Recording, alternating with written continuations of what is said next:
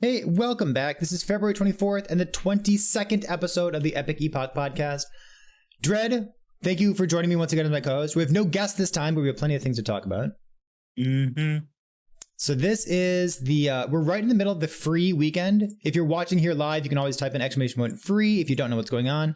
But before we get into our topics, let's discuss this. So Multiplayer is not out yet, but we have an early access event. It's the first 4 chapters of the campaign.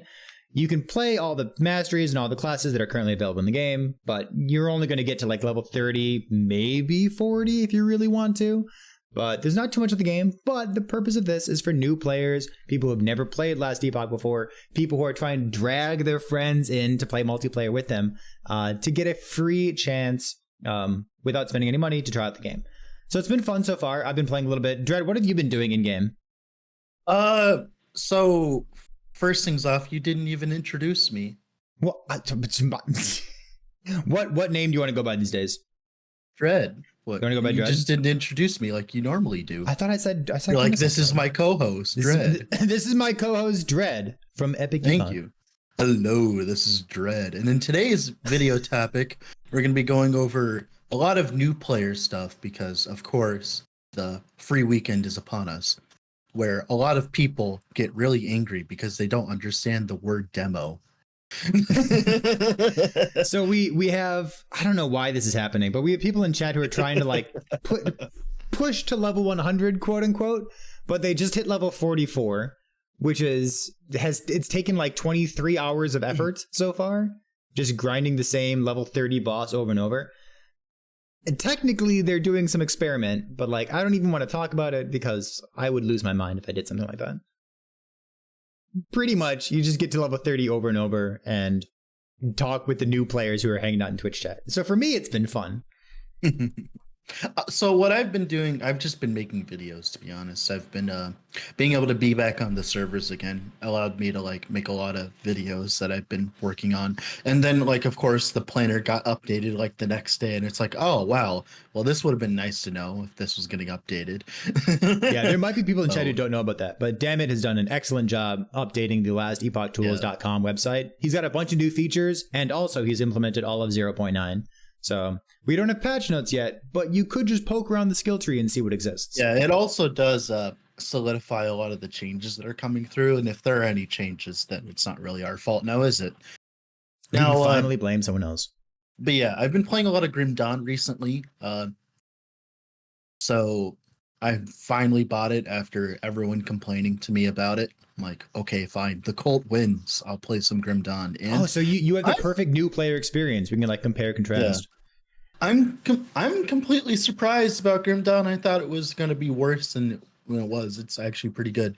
Although my problem is they always say like Grim Dawn's like the best. It's the best RPG out there, and it's better than PoE, LE, all these things. And it's like I hear all these things, and I'm like Grim Dawn's great and all, but I don't think it's that great. Like I know, boo me out of the room, but like it reminds me a lot more of those really old ARPGs like Dungeon Siege. Do you remember Dungeon Siege, Perry? I do, yeah. And it's like I really like Dungeon Siege.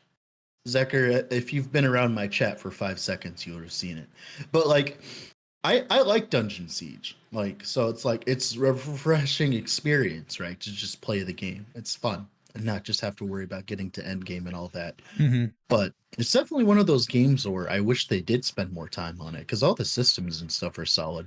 But yeah, that's just what I've been up to, making videos and playing Grim Dawn. The fact that Grim Dawn is like no longer in active development, the devs are just doing other stuff. Like there's some community support for like mods and whatnot. The community support seems amazing, mind you. I hope that like LE gets that kind of community support because they're like crazy.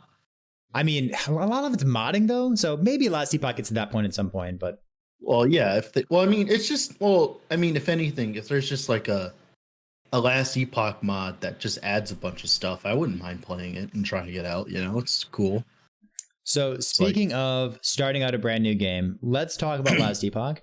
You started playing Last Epoch a long time before I did. I'm going to let you go first. Do you remember what it was like when you were a brand new Last Epoch gamer? I remember. So it was like, I can't remember which league it was. I think it was like Ultimatum or something. and I was getting to the end of Ultimatum, and In Path of my Exile. friend, yeah, in Path of Exile, and my friend heard that I was starting to make videos and stuff on editing and stuff like that. So he gifted me Last Epoch because he was like, "Hey, this is new. You should try this." I'm like, "Okay." So I tried some Last Epoch. I watched some videos. The only people that were alive at that time was like Lone Star, and I was Baylor was also making videos for Ellie at the time because it was very abusable and stuff, and there was a lot of stupid stuff in that regard, like the old Fire Aura. Remember Fire Aura, Perry? Nope. I mean, like the I know it's fire, like the bad, but fire I don't know what shield. it used to do. Oh, It you mean was before actually Flame okay. Ward?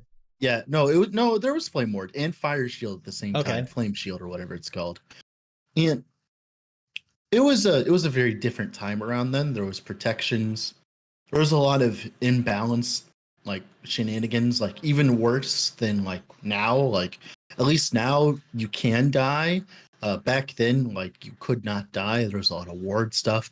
It was very weird because it was just like playing whack-a-mole. It was like, all right, we're nerfing ward this patch. I'm like, oh, now protections are OP.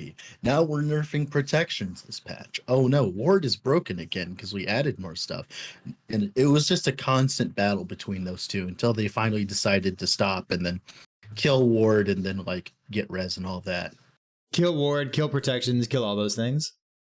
Yeah, it was an interesting experience. Definitely, you required a lot less damage back then to play the game in general because empowered monos weren't a thing. Like modifiers were okay, and it led to I don't know. It felt way easier to make a build back then that actually functioned in endgame, but there was not much endgame, so that doesn't really matter now, did it?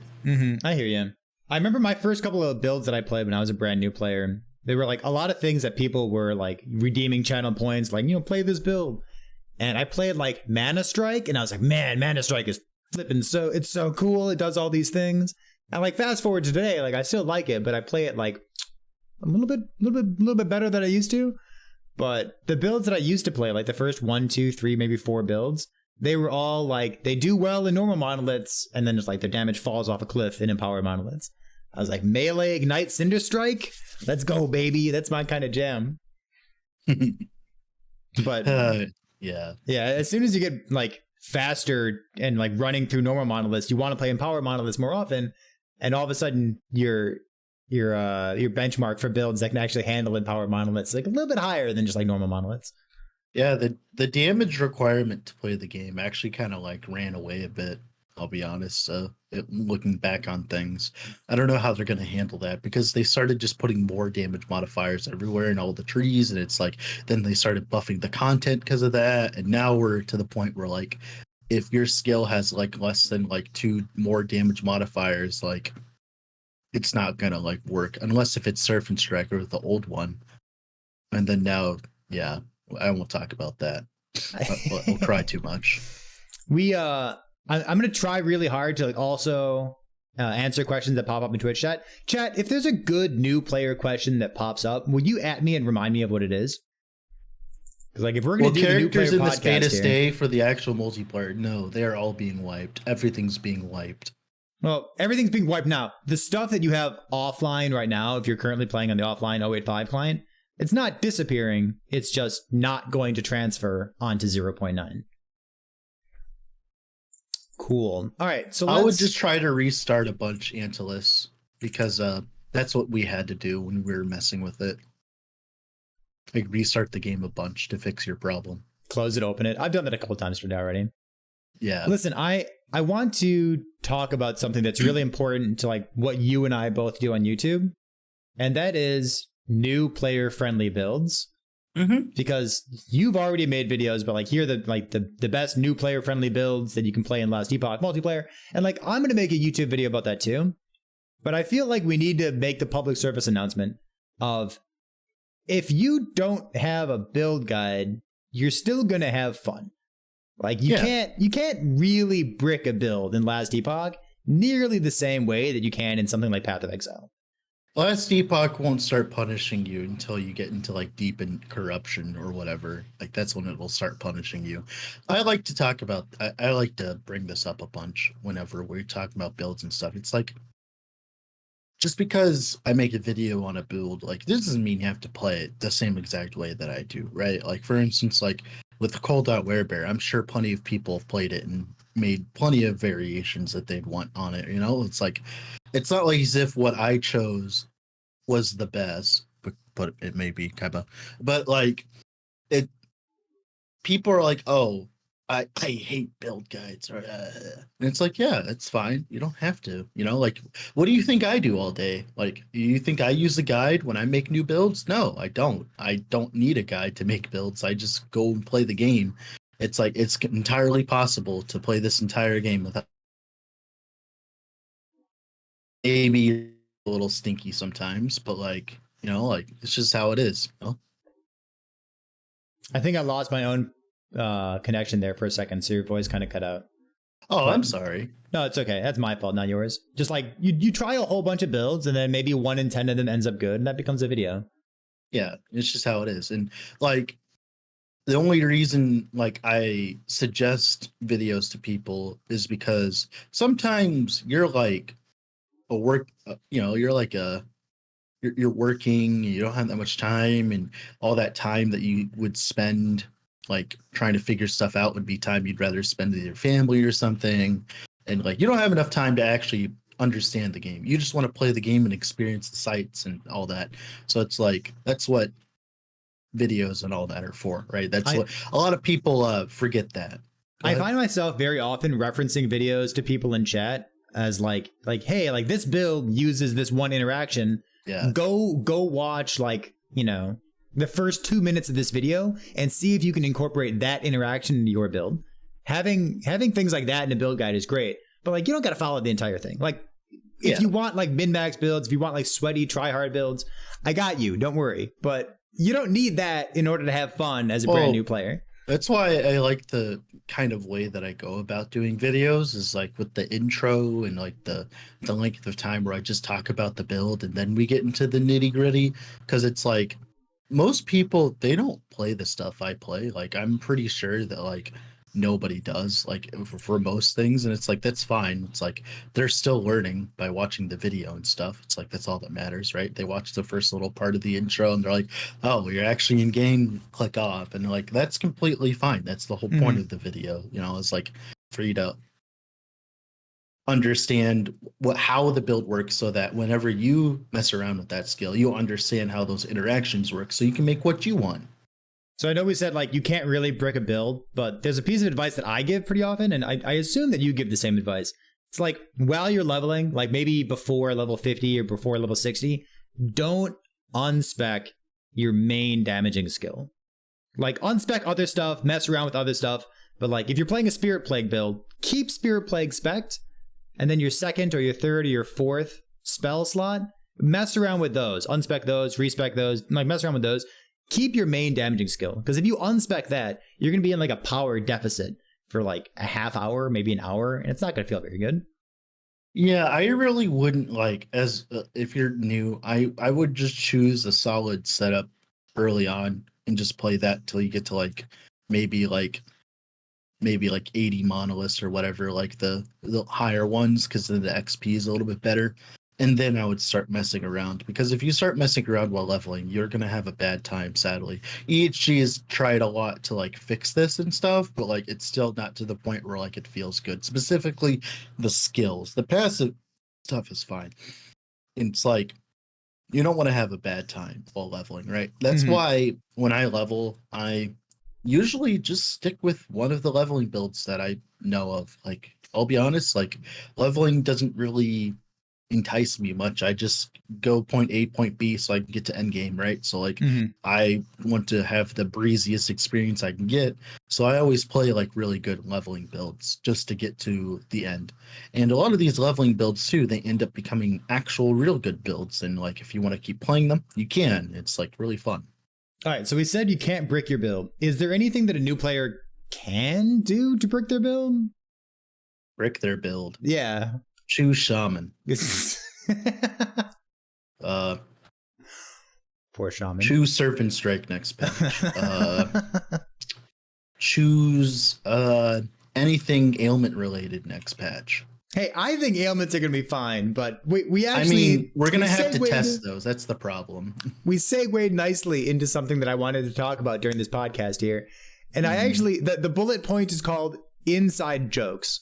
Like, you and I make a lot of inside jokes about, like, last deep. And, like, they're not inside between you and me, but they're inside between, like, the people who have, like, thousands of hours in this early access video game.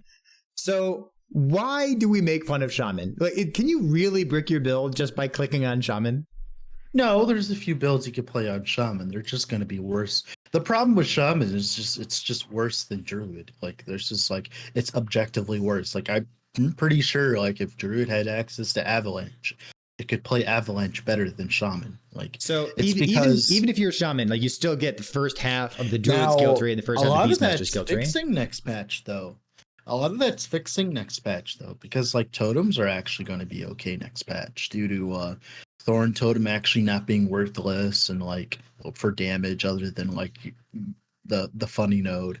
And then, like, Storm Totem is actually going to be good. But what Rain said is a better example. It's like if you choose Shaman, you're very limited. It's not you don't get to play this and then swap to this and try out this and mess around with that. You play Shaman and you get, like, a really boring skill tree, like, and then, like, nothing else.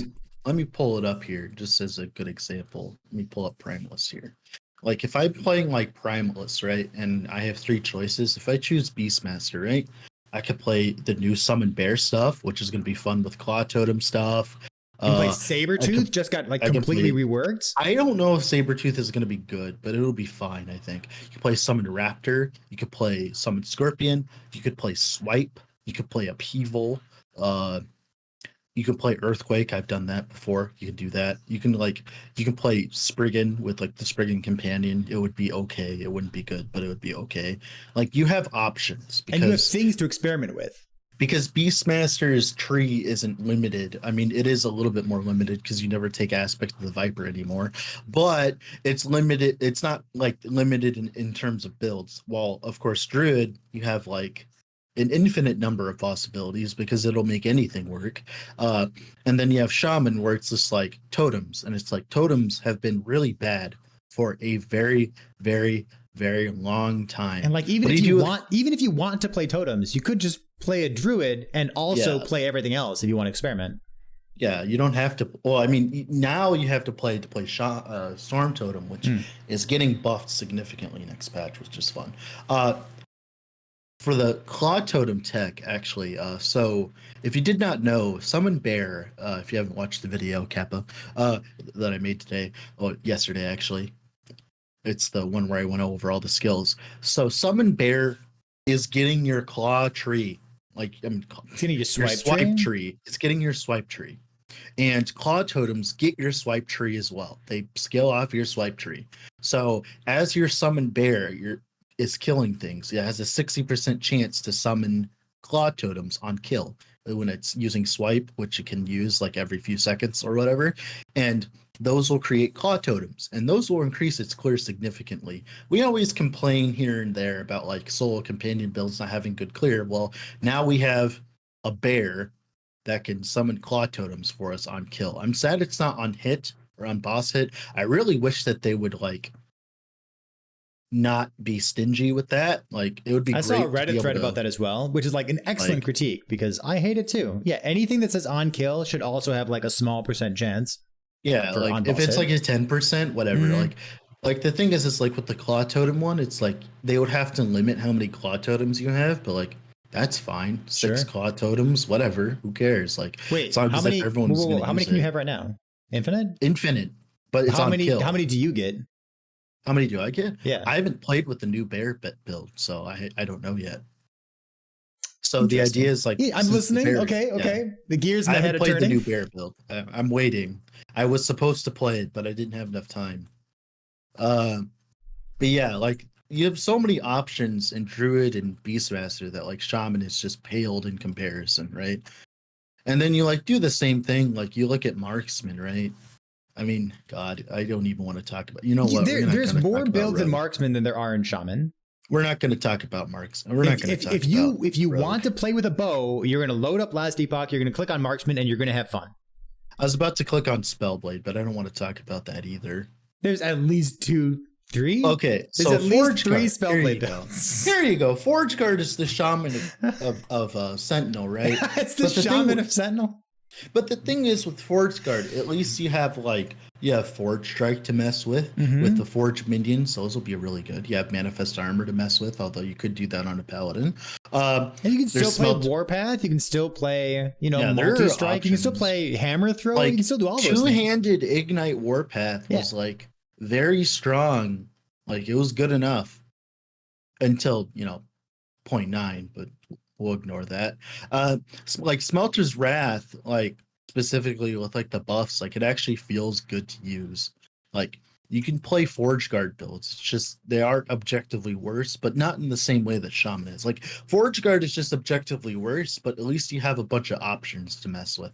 You do not have those same options as Shaman because we can talk about that more in depth here because Shaman specifically its skills right now. So Tornado, that's you don't self-cast that stuff. You just use it on Stormblade. Screw that, right? Like use on Stormblade. It's better on Stormblade. Like it should just be a shaman, like a druid skill. Like Earthquake. Earthquake's I'm great. gonna defend self-cast Tornado. It's fine.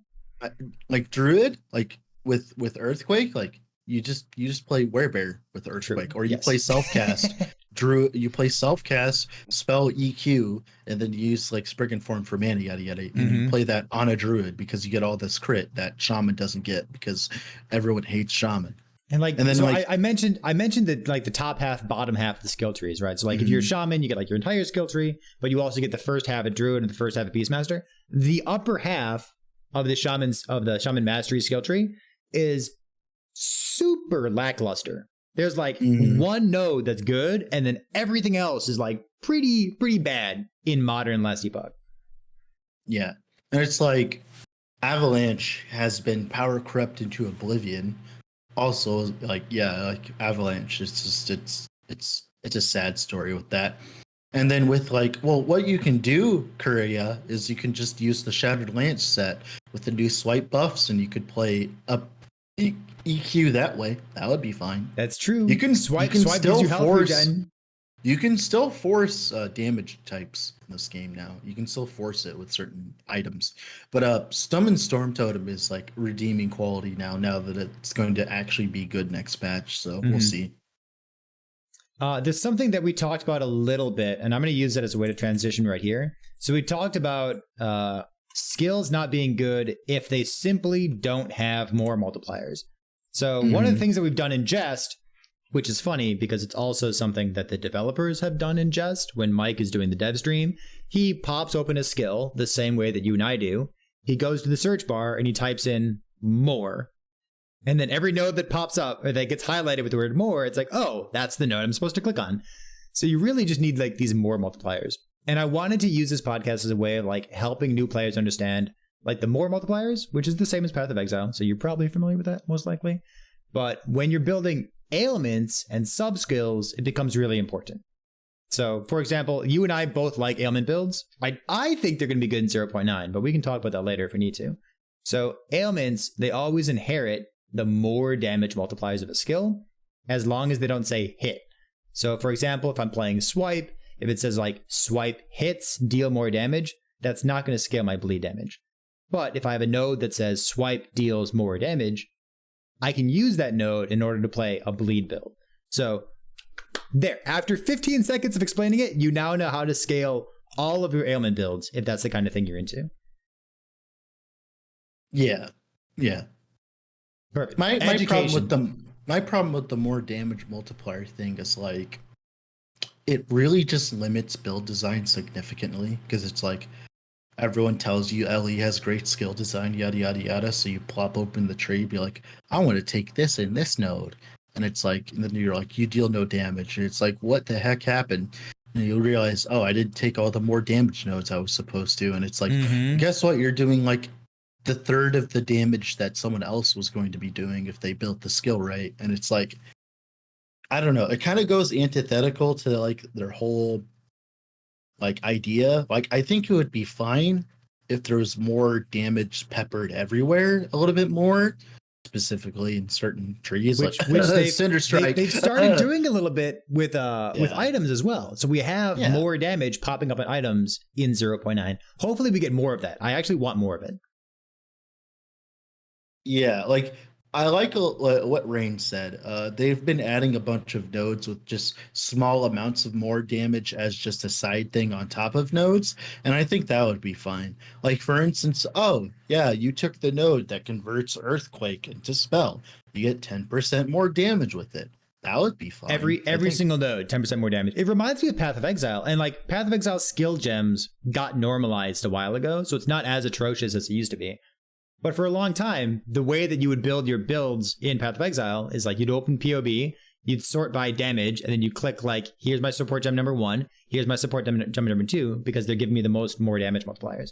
So like those got normalized, and that's the kind of normalization that should happen, I think, in Last Epoch as well. Like instead of this node having 100% more damage, and like no other nodes in the tree have any damage, let's give everything 5%. Like 5% here, 5% there. Like as you level up, you're gonna get more damage no matter what you click on. That's why I look at like Surf and Strike and I just whimper a little. Just not. Yeah. So you told me about Serpent Strike. Serpent Strike is a skill that you and I both like a lot on live on 0.8.5. Used to. But like in 0.9, like you type in X or like more, and then you type in, multiplier, and you're like, where are they? Where is it? There's none. I like old Surf and Strike. You know why I liked old Surf and Strike so much? Why? Because it completely ignored the more damage problem by just being a good design skill. And I know the devs, they don't like the increased damage that it gave with the attack speed and all that. They don't like that stuff. But it was a pretty balanced skill. Yeah, like it felt okay. It dealt like good damage. You got to invest in good ways. Yeah, like it like I know it's just weird for me to say this, but I think it was one of the most like balanced skills in the game in that regard, where like you invested more in attack speed, guess what? You get more damage, because not only are you getting attack speed, you're also getting percentage damage. You're going to get a significant chunk. You're getting more defenses, and that's all with a tree that gave you no more damage modifiers whatsoever. And it was like, why can't we just have that? Like, that would be fun. Like kind of a cool case study too. Yeah, like, but now it's gone forever. It's also one of the few examples of like getting more damage multipliers on your gear, because you got Aspect of the Viper, and Aspect of the Viper is giving like you the attack speed, the chance to poison, not the attack speed, but it gives you a chance to poison and like poison effect. And like you got to build that in every place, and like it felt really good. I liked that process. Yeah, and it's like it kind of just made me a little sad, because it's like this is one of the most fun things about Ellie for me, was the fact that this all worked without having to just shove a bunch of no, it does not work on that Korea. Yeah, health regen and healing are two different things. They are independent. If you want to know if something heals, look for the word healing. That's why I was very saddened when I saw it and I heard about it, and I was like, oh, now it's like I get the idea that they want to go with like the new Surf and Strike. It's just like it's a poison skill. Why doesn't it have poison synergy inside of it? All it has is like this one big tick of poison that barely does any damage when you get to empowered monos. It's like, if they want that to work, they're going to have to slap an absurd modifier to it. They're going to have to just like slap it with like 600% more damage or something before anyone even wants to touch the thing. And it's like, then there's like that one node that like ramps up if you haven't attacked recently. I'm like, have you guys watched a single video of how anyone else actually played Surf and Strike before? And it's like, yeah, but we don't want it that build. I'm like, I don't care. That's the build I wanted. I don't care. It's like, I reserve my right to be a very angry consumer at this point, because like I put a lot of love and effort into Surf and Strike before. So it's like you and I, we were the only people that actually played it too. So it's it only affects us. Dread, I gotta interrupt you. Like this is an interesting conversation. This is an educational. No, you can continue. Yeah. Well, but it's also the New Player podcast. And I want to talk about things that are happier instead of just like Serpent Strike's good. You can play it. Surely. Look, hold on. You told me that Serpent Strike was going to be good for leveling. It's like, you know what? I'll take it. I'm going to try it. I'm going to try it. So I'm going to give it a chance when like I get around to it, when, you know, the patch is old and I can like just buy all the gear. So Merchant's Guild. So speaking of things that are good while leveling, this is another thing that I wanted to touch on real quick. It seems like when I'm watching new players play the game, and I get to tune into like new player streams every once in a while, I don't see people crafting enough. Like, especially early game, to get a little bit of necrotic res, like a little bit of fire, a little bit of void res is huge. Crafting is really easy to do, and like you don't need a master's degree to figure it out. You just like click the plus button, and you're gonna feel it immediately. I mean, I feel that because like I don't craft much while leveling, but that's because I always play with really good builds and they don't need crafting to make them feel good. So it's like, it's more of just a me problem than like a you should do this kind of thing. If you're playing something that you want to play instead of just like one of these uber leveling builds that exist, you are probably going to have to craft to feel good. And I would heavily suggest crafting. Like crafting just damage or just resistances. Well, just fizz res alone. Just if all you did was just craft fizz res, you will have a much better time. And I think the problem is like if you play like Paladin, like you get kind of like, I don't know, like everything kind of like spoiled. for free. You get kind of spoiled. Like sure, your boss fights take 5 years if you're playing like Vengeance or something, but like you don't die, so you don't get punished. And that's like one thing, like I don't want to see the campaign punish you as much. I want to see early monoliths be a little bit more spicy, I guess. Like, you know, like the bodyguard, but like that's just a personal thing. I don't think that would be good for the game at all. Well, so speaking of crafting, it kind of reminds me of like the few times that I've run all the way through chapter 9. Like one of the things that I really prioritize at that point is like filtering early on for the cleanse affix on a belt. And like right now, it's kind of a big deal as well because poison just got buffed in multiplayer. Yeah. It deals a ton of damage. So you're going to have to like solo on this one because I never do chapter 9 anymore. Well, once upon a time we did this. So I played chapter 9 twice. You really never do it? No, there's no point. You slay me. I'm not going to do it until they give me a reason. You have plus 1 vitality. It's 10 life, baby. Ooh. So getting the cleanse affix on your belt makes chapter 9 much, much more tolerable. There's a lot of monsters in chapter 9 that apply poisons to you and very quickly, right? So having the cleanse affix on your belt helps you to like bridge the gap between where you are right now and later when you have poison res, because you probably don't have much poison res during the campaign. To poison, like that's if you don't get one ticked. Poison does do a lot of damage right now, but like you're gonna be slapping your potion anyways, right? Like your health goes down, you're like, oh shit, you click your potion, and then the cleanse also goes off because it's on your belt. So like, I mean, it is prioritizing things like that. You really feel it. That's like the sad part is like maybe one day, like can you imagine if like you have to choose like the merchant or other guild at like the end of chapter 9, then we'll actually have a reason to play through and that would be great. It could very well be chapter 9. I would be completely fine with that. If yeah, me too. I would take it. You kill Majasa, you get access to all that. You get like 50%. You get to like play COF or whatever. That's great. I like that. That would be fun. And then I just do that at level 90. And then until level 90, I just have nothing instead. I mean, you don't really need anything. The game's been proven for that. It's like you don't really need loot to get to empowered monos. It's like you're playing a good build. I remember. This is the new player podcast. You don't always play sweaty tryhard builds if you're a new player. Hey, sir. I'd like to tell you that recently, I think a few weeks ago, I played a Lethal Mirage build in solo, and I did T4 Driller while wearing like a magic pair of gloves. Thank you very much. So like I was not playing the best build ever, and I still didn't need gear for that. I'm very proud of you. Yeah. So like, all right, so I've got more topics here. Real quick, I want to welcome Lone Star and everyone else who's just coming on over to the stream. So McFluffin, I hope your stream went well. Hi, we guys. are talking about the new player experience, our experiences when we were new players, and a couple bullet points that I've got laid up here. So one of the things that I really want to talk about, and like I've got like 3 or 4 more bullet points, we might get to all of them, But before I bring up another topic, is there anything on your mind that you want to talk about for like new player stuff? New player stuff. Mm, No, not really. no. All right, good. I almost want to ask you more about Grim Dawn, but maybe that's a separate podcast altogether. So what about what does a new player expect Endgame to be? What's the Endgame loop? Where are they spending their time? What are they grinding over and over? And how about the top 3 goals for them?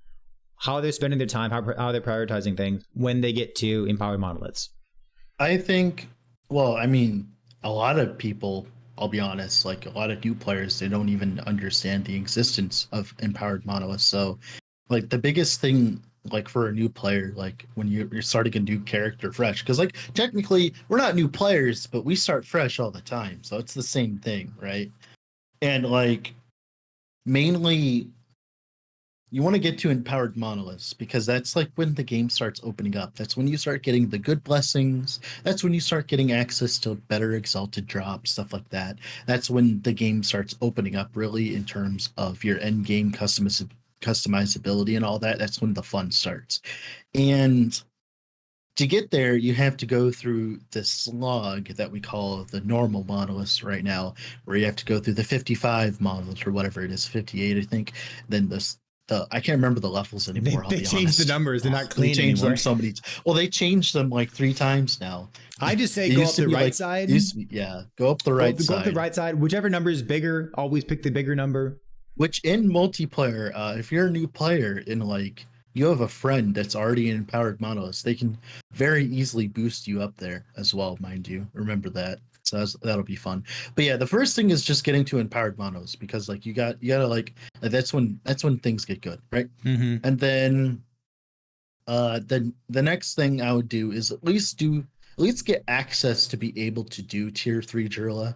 Because like in tier 3 Jirla, that's like where you can do most items, and like the only items you can't do in tier 3 Jirla are like some of the crazier items like a Vessel of Strife or whatever, stuff like that. And it's like a new player doesn't really need to care about T4 Jirla much, and if they really do, if they're playing multiplayer, they could just have a friend carry them.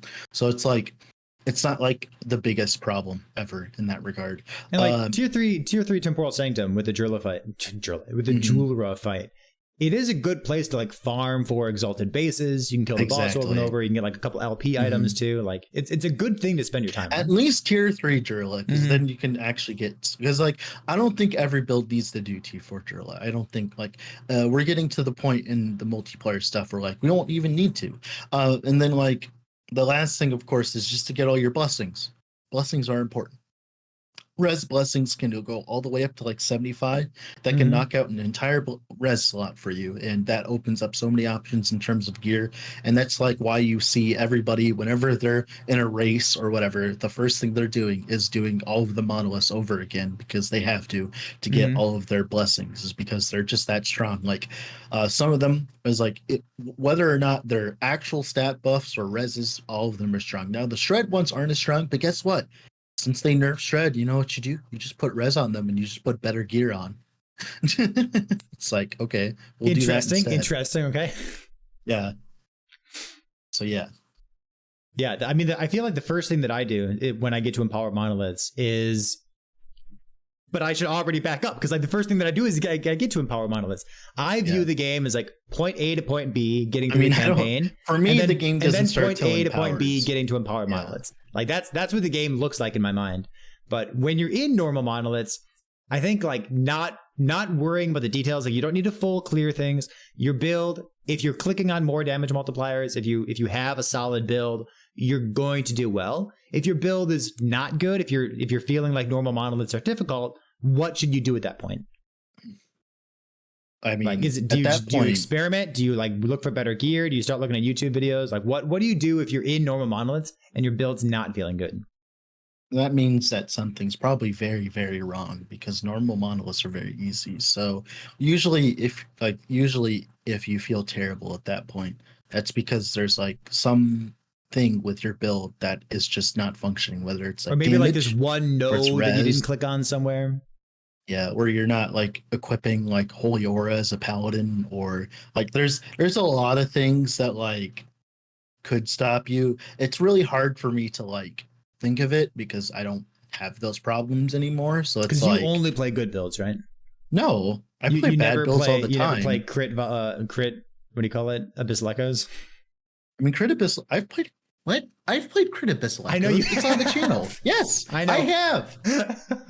I have. What are you talking about? Wait a second. You only play good builds, just like crit volatile reversal too. No, that wasn't a good build. Critibus Echoes was not a good build. It was just a fun build. Here it is. It's a Holy good Cancer proof of Paladin. concept. Here it is, right here. Proof. So when Here it is. you Right there. are, thanks for linking it. When if you're in normal monoliths and your build doesn't feel good yet, I think this is the point. Grinding up better gear probably isn't what we're looking to do. And I think that's the key point right there, right? Like there's probably something in your build, it's a progression thing. or like taking the right mastery, like having the right skills spec'd into. There's probably something fundamentally wrong with the build if it's not feeling good at that point, or like you're missing a unique or something. So for reference, right, I would say that an hour in empowered monoliths is worth like 5 hours in normal monoliths, I think, in terms of just drops and stuff. To give you like an example, like getting out of normal monoliths is like the biggest thing.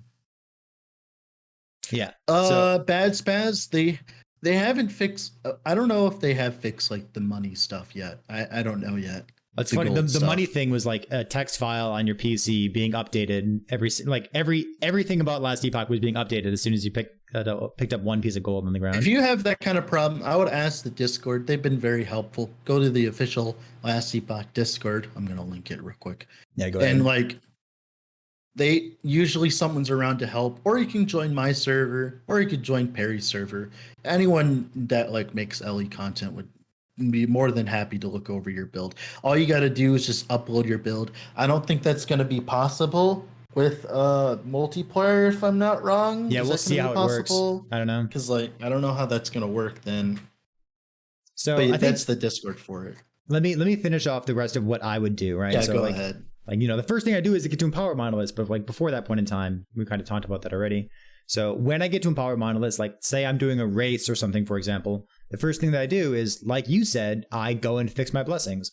So very often I'm going back to Reign of Dragons because there's two very impactful blessings there. Either the crit avoidance blessing if I'm not playing a paladin, or I'll take like the plus to all resistances. It's like very, very often I feel like I'm just going there, fixing that blessing, and then I'll like evaluate what blessing I need the most next.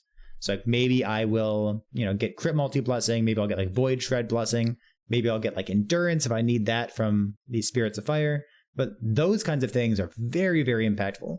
So that's the first thing that I would work on. The second thing is I like doing dungeons as well, getting to at least tier 3 dungeon, unlocking one of the tier 4 dungeons, spending some time there. I like doing that with my time.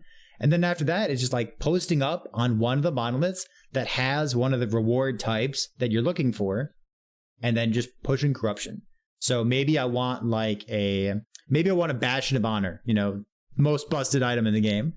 If I want that, I'm probably going to go to the monolith that has the reward set unique shields, and then I'll farm up 200 corruption, I'll go to 300 corruption, and I'll just do all of those nodes when they pop up, and I'll try to get a Bastion of Honor. That's what my endgame progression looks like most of the time. Yeah, I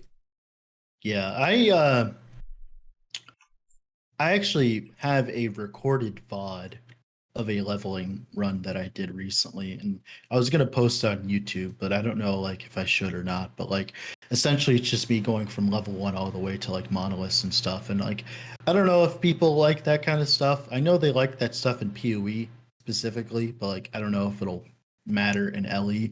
8-hour YouTube video, baby. There isn't really that much new player content for LE right now, and that's mainly because I'll be honest, there just hasn't really been that many new players for LE because we've had a year and almost I don't know how long it's been anymore. My brain's too fried for that. Today. Today is the day when the new players get to try out the game for free. I love this.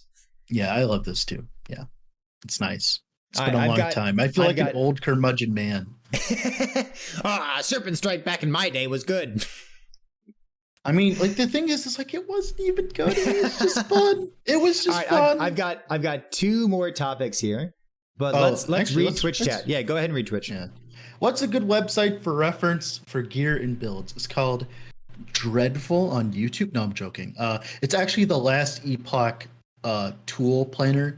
It has been the savior of all of us. It doesn't have every feature that I'd want. It's not a path of building, but it has everything you'd want.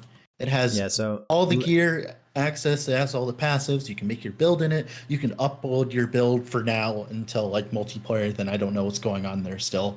That's a good website. There's also a build function. I can't really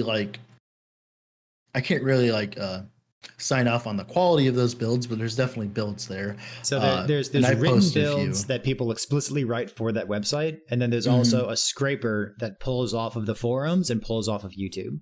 So anybody that makes YouTube content will their video will get pulled onto the website. There's a good place to farm gear before you hit monoliths. You just pick trash off of. You don't really farm gear before monoliths. You craft your own stuff. Before empowered monoliths, you don't really farm gear. You just kind of go. Like the thing is like you need some increased damage, but like you don't need that much increased damage to get through normal monoliths. So like most of your gearing is getting movement speed boots and getting like res on your gear. Like that's like all you really care about early on is getting like I'm capped using right base types, using gold rings, using necrotic res rings, using the right gloves. Like base types have so much resistances on them already. And do certain story bosses drop gear that others don't? Nope, not currently. That is not a thing currently. I wish that was a thing. That'd be cool, wouldn't it? I kind of like that. So essentially right now the campaign as it currently stands, and I've played Grim Dawn now, so I understand where all of this is coming from. The campaign right now is definitely like barren when it comes to that kind of stuff. You just want to get through it currently, sadly. Maybe one day they'll go back and revamp it all. But right now, as it currently stands, the campaign is simply just a kind of a thing you do to get all your stuff. Like you just mainly want to get your passives and your idle slots, which will be nice and show you. And if you press M, it'll show you in the lower left corner how many you have. Mm-hmm. So it's like you don't even need to use the gambler anymore. Enough stuff drops. I specifically, a lot of people chastise for me for this, but it's like I play the game a lot more than them, so they can shut up. But I do not run a loot filter while leveling. Why is that?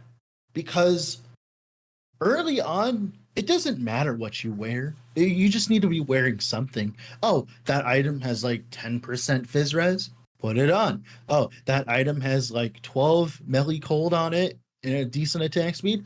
Throw it on, right? Like it doesn't matter what you're running early on because I got a counterpoint. Mm-hmm. For advocating on behalf of using a loot filter while leveling, I think that you should be filtering for 1x1 idols that have resistance on them.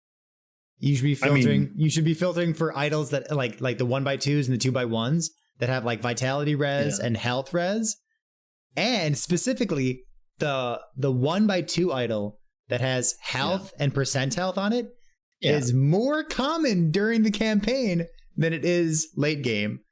You should be filtering for those early game as soon as possible. I could see that. Yeah. I just look at everything and I just pick up everything that's useful. So it's just like, it doesn't matter to me. You read? I'll imagine reading. It takes like half a second to read an item. Okay. Do you like on your game, do you have like full long names enabled? Or do you have like the short name of the item? No, I just have the short name and I just hover over short names. Man, I do long names. I love saying like vigorous idol of health. It's for me to look at an item, be like, I hover over like a two-handed spear and it says like melee damage leeches health. Nope. All right. Well, see, that's the trick. If it says two-handed spear, you just don't look at it. Well, I mean, yeah, but you get what I mean though. Like you just look over the gear. You know, I suggest this for new players so you can understand what exists on items. Like this is what I've been doing for Grim Dawn. Is I just haven't been running that much of a loot filter other than specific things. And I've just been reading. Just read stuff so you understand what exists when what exists. Like I know what exists at low levels, what you can get at low levels, mainly just because of just reading items. Like now I've done it for so long that I actually don't even need a loot filter because guess what? There was a time where we didn't have one. Remember those times? Literally, Oh. no. Wasn't playing. Yeah, I don't know. I like seeing the long names. I like seeing it was the boots Dark that, Ages. like mercurial giant boots of the giant, like of the giant, that hybrid health suffix. So good. Mm-hmm. All right, so let's talk about this last one. If we go over an hour for the podcast, that's totally fine. But I have at least one more thing that I wanted to talk about. So we talked about where do you spend your time in the end game. How? I'm just going to read the question as I wrote it. How is Arena different from the rest of Last Epoch? Is doing Arena part of the end game experience that a new player should prepare for? I mean, like, you're not going to get a good answer from me considering how much I detest Arena. But okay, if you're racing, you should practice it. Okay, all right. If you're a casual person and you just started, completely just ignore Arena. If you literally never do Arena, you're not missing out on anything. It's literally all it is just a way to dick wave currently because we have no other ways of doing so. But when MG comes around, I will. Look at how much gold I have. I mean, I'm going to do Arena when multiplayer comes out, and I'm going to do the weekend tournaments, and I'm going to try to push as high as possible in hardcore. Like, that's a lot of fun. But, like, should a new player expect to be doing Arena for any reason? Is there any reward? Is there any... No. There's totally no reason to do it. But Dread, the Arena of Champions exists. No. Don't subject yourself to that torture. First of all, the Arena of Champions is not specifically what I'm talking about. I'm talking about Endless Arena. I know. However, if you want to talk about Endless Arena... I'm preempting the question. Endless Arena technically gives you access to, like, specific unique items that only drop there. But... I don't know. The boots are cool, I guess. Yeah, the boots are great. But it's a real pain to farm them. I think with the boots, I'm just gonna laugh and MG and just buy them from someone who's poor enough to go through that. To go do it a million times. It's such a pain in the butt to farm the boots have your next movement skill every 4 seconds deals more damage, right? Well, it's 3 seconds, and it's really strong with specific skills like. It's a good pair of boots, but like if I never use them, I'm not feeling bad about it. I mean, the thing is what you do is like you just farm them because no one else is gonna farm them because it's terrible, and then you'll make all your baby. Yeah, you get rich. Guild. What you do is you just set up like you just set up a build that like just automatically kills stuff, like a minion build, like a totem build, and you just like put like Netflix on the side and you just watch all day, and you just load up twitch.tv/PerryThePig. Watch that for a bit. Like unless he's playing Marvel Snap, then you go for twitch.tv/Dreadful. Marvel Snap. Come on, man. This game's fun. It's a joke. Come on. All right. We have another question pop up here in chat. We might as well talk about it. We said, can you explain legendary potential? Is it based on the amount of LP you can slam crafting mods onto them? I can explain that. All right. You go. I'm going to type a chat command into chat and you go ahead and explain. So the thing is, Kuria, within us all, we all have legendary potential. We all have the potential to be amazing. No, I'm joking. You can continue. I had to. The real LP is on the inside. Yeah, exactly. So legendary potential is a number from 1 to 4. It might show up on any old unique item that you get. It is a number that dictates how many affixes at random you could move from a exalted item of the same base type onto the unique item. So like sword to sword, helmet to helmet, it doesn't have to be exactly the same type of helmet or type of sword, but like two-handed sword, chest piece to chest piece, things like that. 1 LP is relatively common, 4 LP is extraordinarily rare, and each individual unique item in the game, every single one has a hidden LP level. I'm saying the word level because that's what they call it. It has no reflection to like level in the game or character level or anything like that. The LP level of an item, you can see it on lastepochduels.com. It is a function of how relatively common or uncommon is it to get this item with LP. It's a slider. It's a slider. Something like Ravenous Void items if they want to. Something like Ravenous Void is a super rare item and also has a super high LP level. Something like Prism Wraps is a like level 1 unique chess piece, you can wear it at a very low level, but the LP level for that chest piece is relatively high, so it's hard to get an LP Prism Wraps. Yeah. What's another, like, what's a low level item? Oh, you know what?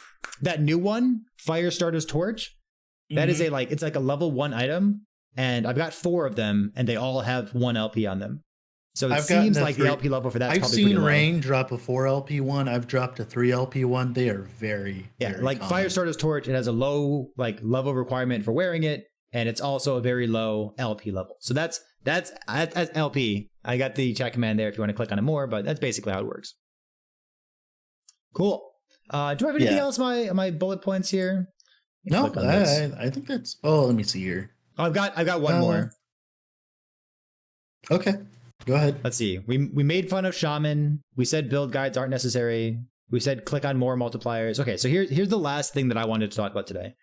I said defenses, and I think it's important, especially for anyone who's coming over from Path of Exile. You don't need to cap your resistance.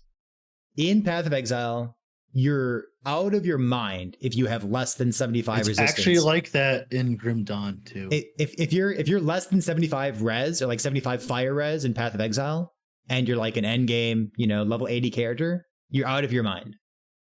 Like 74, 73, you're gonna die. In Last Epoch, the cap is 75. If you only have like 68, 69 fire res, but you sacrificed getting some extra fire res in order to get some more life on this other item, it's a trade-off, and it's totally fine. It is not a big deal. Actually, I have one last topic. We could talk about the new fancy chest that's coming in it. About the golem chest piece? Yeah, we can talk about that. I linked it in chat. I will happily talk about the new fancy chest piece. We were just looking at this thing today. Is it in the game yet? So if it's in the planner for 0.9, it's probably going to be droppable in 0.9. It just wasn't there for like our beta testing and all that. Mm-hmm. Look at that thing. It's beautiful. I'm gonna read it off here in case somebody's listening on Spotify or something. Yeah, so this is Golem Cage. This is the new unique item. It's a supporter unique coming in from Aaron Action RPG, if you follow him as well. So this is a unique immortal plate, which means it has some endurance. It's used for acolytes. It says +1 maximum bone golem per 4 maximum skeletons, and it rounds up. You cannot summon skeleton warriors or skeleton archers or skeleton rogues, but you can summon skeleton mages. Bone golems have a 6% chance on hit to grant you 2 to 4% of their missing health as ward, and has a 1-second global cooldown. Bone shatter, which is the retaliation aspect, has a 3-second cooldown, so you cannot use this with a bunch of like retaliation stuff.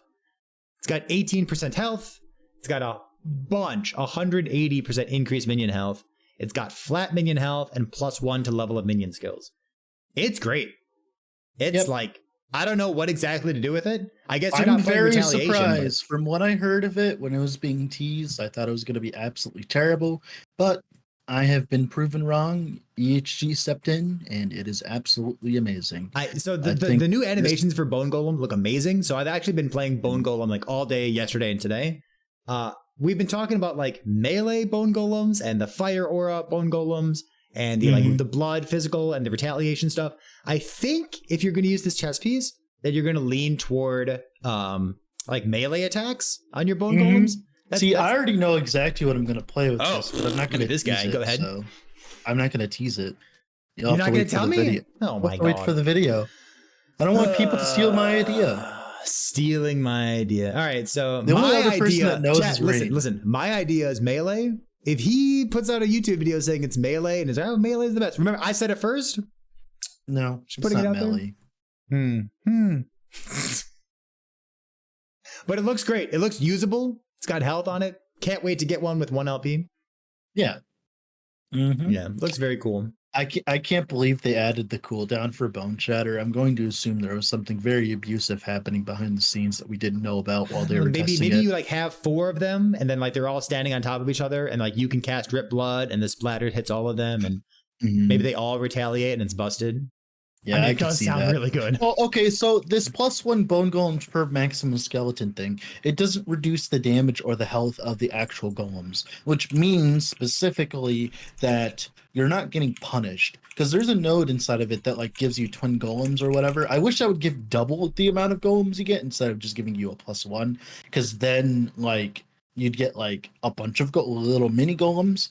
But so like the thing is, it doesn't have like a less damage multiplier or anything. So if you're playing a bone golem build, right, like you're just running summon skeleton as well, like you're getting like 4 golems that do okay. Like golems already do like okay damage by themselves, right? The only problem that this item has is the innate problem that every other necromancer has, the existence of time, is because the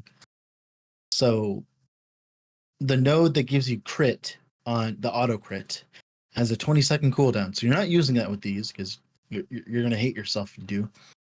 And that means specifically that you're going to have to get crit elsewhere if you're playing a crit build. And that doesn't exist yet. It's like you can get like Logies, make them fire or whatever, but like that's it. That's all you can get for base crit. And you get a bunch of crit, but like all you're ever going to get up to is like 40%, which is like fine. It's like whatever, but yeah.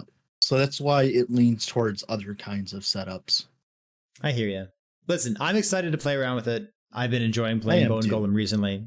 I think cool it's a worthwhile item added to the game. It is like, I'll be honest, out of a lot of the supporter uniques I've seen so far, this is definitely one of the more promising ones, especially after they went out and took Jay's unique and shot it out back. So this will be nice. Supporter unique items, Chronostasis no longer gives melee physical damage. It gives melee adaptive. It's, come on, man, Chronostasis? Can we finally make a Chronostasis build? I would require Ward to be good. Well, that would require Ward generation. I promise it's good. Mm-hmm, totally. I've got a YouTube video coming out. I don't want to spoil anything right now, but I think it's gonna be really strong. Go play Cone Flamery with it. You'll have fun. Now I'm gonna play Smelter's Wrath with it. I've already got someone working. I mean, on the planet that actually sounds like a good idea. It's just you're gonna have to run like a Vessel of Strife or something. Maybe Chronostasis with Melly detonating in your own shop, you raid. It's terrible. Like chat, Master Sword's here in chat. Oh man, it's all coming together. All right, as we start to wrap it up here, we are just over an hour for the podcast. This is like new player stuff. We talked about our new player experiences, a couple pitfalls, how we spend our time in the end game. Is there anything else that we want to talk about before we wrap it up for the new player segment of the podcast here? Twitch chat, if you're a new player and you're going to be playing 0.9 or in the future for Ellie, I don't know, actually, I disregard what I just said there. I don't know, like, actually when this will go live, but someone in chat, Mr. Tarek here, he's going to be on the max roll version, like the max roll side of Last Epoch, and he's going to be posting all of his leveling setups there. If you don't know, Tarek is a renowned Last Epoch speedrunner, mainly because he's the only one, but he's been doing a lot of work in terms of making leveling guides. So if you're a new player, you need a leveling guide, look out for that. That's gonna be great. Shout out to Tarek for doing sweaty try hard speedrunning when there's no competition. It's amazing. It's literally just him. Yeah. It's amazing because it means that like when I make a video, I don't have to make a leveling guide anymore. I can just give it to Tarek and I can just link Tarek's stuff and that's all I gotta do. Man, Tarek, if your build guides are bad, it's gonna feel terrible. It's just like yeah, it is. No, I know Tarek. I've talked to him. They're fine. They're exactly what I would play, so it's fine. Cool. Let's see. Question not related to the podcast, but can Primalist have more than one aspect? Yep. Yeah, Primalist. Yeah, you can have more than one aspect. Yes. They are super strong. It's kind of an interesting idea for Beastmaster. I still wish it would visually change you when you got it.